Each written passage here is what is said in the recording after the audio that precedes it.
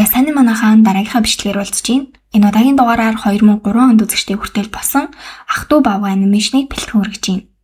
Нэгэн нас бие тогтсон хөгшин эр төвдөг галын дэргэд хүүхдүүдэд өөрийн ах トゥ нарынхаа талаар үлгэр домог ярьж өгч байгаагаар кино маань эхэлдэг. Тухайн домогт Кинайгийн хүү цаа бугны сүрэгт хөөгдөх бөгөөд хоёр ахтайгаа хамт азар амилтарч чаддаг. Ах нь түүний энэ сахилгагүй байдлыг номходох гэсэндээ доороо хөвтүүлээ шүлсээ дээрээс нь тусаах гэж байдаг за. Намайг бас жоохон байхад ах маань яг ингэ шоглдог байсан шүү дээ. Тэгэхээр энэ үйл явдал нэлээд танил зураглалаагаад. Ингээд ах トゥ гурав сайхан байглаар хөгжилдөн, тоглож, загас барьж хооллон, омгийн бусад хүмүүстэй туслан аз жаргалтай байна. Энэ орой ол Кинай нас бийд хүрч омгоосоо өөрийг нь хамгаалах сахиусыг хүртэх ёстой байсан бөгөөд энэ өдрийг тесэн ядан хүлээж арай гэж өөрийн сахиусны хүчийг олж сонстол өнөөх нь хайр гэдэг. Нэгсэндээ Кинайын сахиус бол хайр юм билээ л дээ. Тэгээд омгийн настай эмгэн түүнд даванд боосон баавган дүрс өгөх ба Кинай юу вэ? Баавган хайр юм уу гэж сахиусаа солих хүн байна уу гэж асуугаад амруугаа алгадуулдаг за. Дунд ах нь чи одоо ингээд хүн болгоныг хайрлах ёстой боллоо шүү дээ гэд шоолоод ах бөгөөд том ах нь чи тэрнийг хардаа түүний сахиус бол цэцэн цэлмэг. Гэхдээ ийм хүн яг цэцэн цэлмэг байх уу гэж Кинайыг тавьшуулна. Тэгээд Кинай би удмынхаа хананд гарын мөрөөлдөхийг л маш их хүсэж байна гэдэг. Кинай загас хийсэн саксыг ууж тогтоогоогүйс болоод дотор нь байсан бүх загсыг нэг баавга юу ч хүү бэснүүлээд идчихсэн байсан тул уурандаа баавгаар руу чулуу шидэж эхэлдэг. Том ах нь дүүгээ аюулд орсон байгааг хараад туслахаар очтол баавга тэдэн рүү дайрч эхлэх бөгөөд хоёр дүүгээ аврахын тулд том ах нь өөрийгөө золиослож баавгаатай хамт хавцлаа сунчихнаа. Хавцлаа сунсан баавга өвхөөгүй байх бөгөөд нөгөө хоёр доошоо бууж ахыгаа баахан хайсан ч хувцснаас нь өөр юу ч олж чаддаггүй. Ингээд ахыгаа оршуулах ёслолыг хийж дуусаад Кинай ах дээрээ очиод тэр баавгааг олж аваад устгах хэрэгтэй гэхэд ах нь тэр баавга буруугүй чи сүнснүүдийг хилэгнүүлэх болно гэд тэр хоёр муудалцаж эхэлдэг. Тэгээд Кинай сахиусаа гараад шидчихээд өөрөө бүгдийг зохицуулна гэд яваад өгнө. Кинай баавгааг хайж явсаар агаад олох бөгөөд түүний араас хөөж баавгаад яг алуулахын даваан дээр азар төрүүлж баавгааг алж чаддаг за. Гэтэл тэр дор нь тэнгэр бүүдэж сахиусноо цуглаж түүнийг тойрон эргэлдэж байгаад ахыгын сүнс гарч ирээд Кинайыг өөрийг нь баавга олгоод хуургачихнаа. Дунд ахыг нь ирэхэд дүүгийнх нь хувцас бүгд урагдчихсан ганцхан баавга л байсан тул дүүг нь алчихжээ гэж бодох бөгөөд баавга болж хуурсан Кинай хөл дээрээ тогтож чадахгүй байсаар хаслаа сунждаг.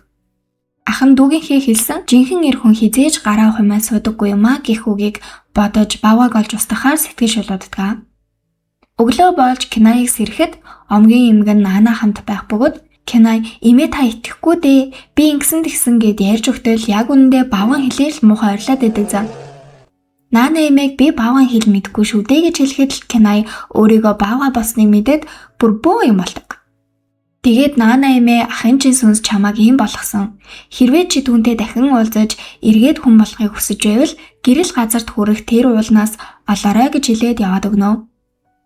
Кинай бүр амьтдын хэл ойлгодог болчихсон байх бөгөөд түүнийг хараа шоолж байснаа би бинтийгээ муудалцаад байсан ах トゥ хандгаа дээр очиод гэрэл буудаг уулыг мэдгүй эз гэж асуудаг.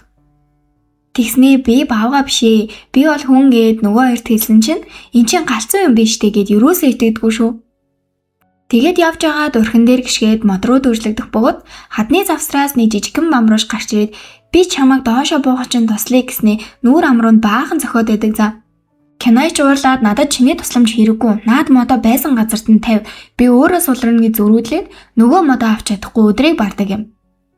Нөгөө жижигхэн бамруулж хажууд нь өдөржингөө өгөлсээр агаад Кинайыг модоо авахт нь жаахан тус өргөсөн чинь орхинасаа малтар чадаагүй тул бамруулж би чамайг суллаад өгье.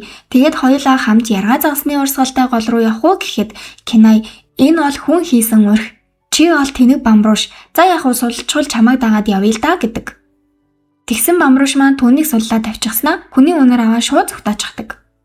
Тэр хүн нь төрсөн ах нь байх бөгөөд чи намайг олчихлоо штэ гэд баярлаж байтал ах нь өөрийг нь алах гэдээсэн тул зүгтааж байгаад бяцхан бамруулштай дахин уулзнаа. Тэгсэн бамруулш би ээжигээ алдчихсан юм. Анчангаас айгаад ганцаараа явж чадахгүй байна. Тэнд зөндөө олон баавгай бас загснууд байдаг бөгөөд шөнө бүр уулын орой дээр гэрэл буухыг хардаг гэж хэлснээр гэрэл буудаг газар руу хамтдаа явахаар болдог. Энэ хөөрдөн бамруулшны нэрийг Кодо гэдэг бөгөөд нэг хөрхөн Кинайыг налаад хөвтгэр өнөөх хааш муутай юм нь хажиглаад байдаг зам.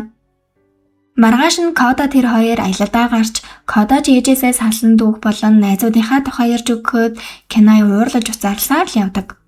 Тэгснээ нэг хөөрхөн ингэж хэлдэг.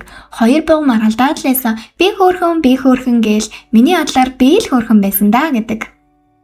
Ингэж явсаар бороотой, шуургатай, шавгаатай гэл анчангаас цугтааж явсан өнөөх хоёр хандгаатай дахин таараад баавга мөрөөр нь анчаа ах нь мөшгөөд байгааг мэдсэн Канай арслан зан дээр суугаад цааш явнаа. Шөнө олж тэнгэрт гялалзах туяаг хараад Кода ээж надад энэ сүнснүүдийн талаар ярьж өгдөг гэх бөгөөд Канай харин ахынхаа тухай ярьж сэтгэлээ удалж эхэлнэ. Маргааш өглөөнд бяцхан Кода өглөж баах юм ярьсан хിവэрлсэн тул Канай уурлаад тэд хоорондоо маргалдаж эхлэх бөгөөд Кода би ганцаараа явж чадна гэд яваад өгдөг.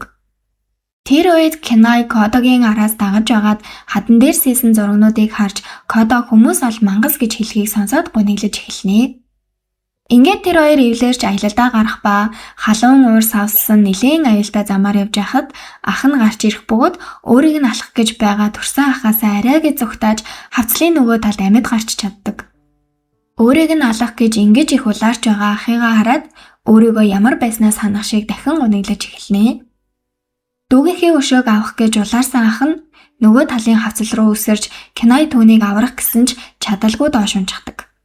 Ингээд цааш явтал ашгүй тэд зорсон газраа ирсэн байх бөгөөд энд тэндгүү загас барьж ийдсэн маш олон баавгаанууд байж байд юм да. Нөгөө ч айсандаа орилж мөрлөөд бусд нь бүр шок. Кода бусад баавгаануудтайгаа уулзаад бөөн баяр. Ээжигээ тэднээс асуудал хараагүй л гэдэг. Ингээд Канай Кода хоёр бусад баавгаануудтай танилцаж найзууд болоод тэдэнтэй нээлж хөгжилдөөд дэндүү жаргалтай байж байгаад оройн баавгаанаар өөрсөндөө тохиолдсон хачин жигтэй зүйлсийг ярилцаж эхэлнэ. Ингээд Кода өөр тохиолдсон түүхээ ярих ээлж болоход Кода би ээжигээ хамгийн амар хүний эсрэг үхэл амьдралын төлөө тулдаж яахыг харсан гэдэг. Кода түүхийг үргэлжлүүлэн ярих тусам түүний яриад байгаа мангас нь Канай байсан бөгөөд Канайын хөнөөсөн баавгаал Кодогийн ээж байсан гэдгийг мэдэж авнаа. Энэ бүгдийг сонссон Канай сандарч буруу зүйл хийсэн гэдгийг ойлгож түүндээ бачуураад хаашаа ч юмбэ гүгээд явчихдаг. Бяцхан Кода ээжигээ ус руу унахдаа зүгээр гарчихсан. Харин би ээжээ салаад одоо хүртэл уулзаагүй байна гэх бөгөөд ээжигээ одоо хүртэл амьд байгаа гэж боцоор л байгаа юм билээ. Ингээд гониглаад хэвтэж байгаа Канай дээр Кода ирэхэд тэрээр бүх зүйлийг түүх болгон ярьж өгөх бөгөөд ээж чинь эргэж ирэхгүй гэдэг үгийг сонсоод Кода итгэж чадахгүй гүгээд явчихнаа хөрхий. Цас орж нилээн хүүтэн болсон энэ үед Канай уулын орой дээр арай гэж гарч ирээд ахынхаа сүнсийг дуудаж эхлэхэд баг ах нь гинэд гарч ирэх бөгөөд Канай руу дайрч яг ахтай алуулгын даваан дээр Кода гарч ирж түүнийг авардаг. Ах нь Кодогийн араас дайрч алхын даваан дээр тэнгэрээс гэрэл бууж цас хайлж өвс ногоо дэлгэрж Канай буцаад хүн болон хуурдаг. Энэ үед том ахынхын сүнс гарч ирээд Кода тэр хоёр тэврэлдэж бүх зүйлээ учиг зангилаа тайлагдаж бамбруушинд би хэрэгтэй гэж хэлээд Канай Кодотой хамт байхын тулд баавга хിവэрээ үлдэхийг сонгож дахин баавга болон хуурнаа. Бяцхан бамбруушийн ээжийн сүнсч гарч ирж хүүгээ тэврээд тэнгэрийн орон руу буцах ба Канай Кода хоёр хамтдаа байхаар болж Канай өөрийн хүсэн хүлээж байсан омгийн дундаа гарын мөрөө үлдээж бусад бүх хүмүүс хаз жаргалтай, эв наримталтай байгаагаар кино маань төгсдөг. За ингээд дараагийн дугаараар уулзлаа. Түр бай бай.